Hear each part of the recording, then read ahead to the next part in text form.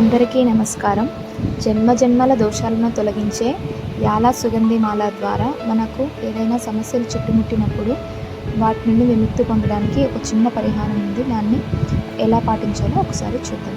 ఏ జన్మలో ఏ పాపం చేశామో ఈ జన్మలో ఇలా అనుభవిస్తున్నామో అని జీవితంలో ఒక్కసారైనా ప్రతి ఒక్కరూ అనుకుని ఉంటారు.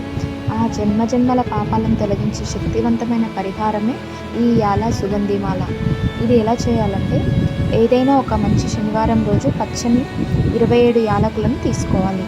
27 ఎందుకంటే 7 జన్మలలో 27 నక్షత్రాలలో ఏ నక్షత్రంలో జన్మించామో తెలీదు. అందుకని 27 నక్షత్రాలను సూచిస్తూ 27 యాలకులను తీసుకోవాలి.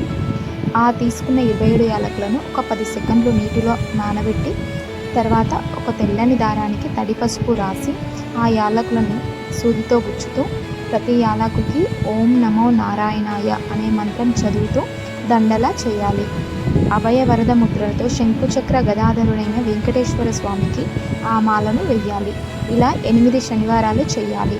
ప్రతి శనివారం పాతమాలను తీసివేసి ఒక దగ్గర జాగ్రత్తగా పెట్టి కొత్తమాలను వేసి పూజ చేసుకోవాలి. ఇలా 8 శనివారాలు పూర్తి అయిన తర్వాత ఆ 8 మాలలను ఏదైనా వేయడం ద్వారా ఈ యొక్క పరిహారం సంపూర్ణం అవుతుంది. శ్రీమాత్రే నమః. శ్రీ గురుభ్యో నమః.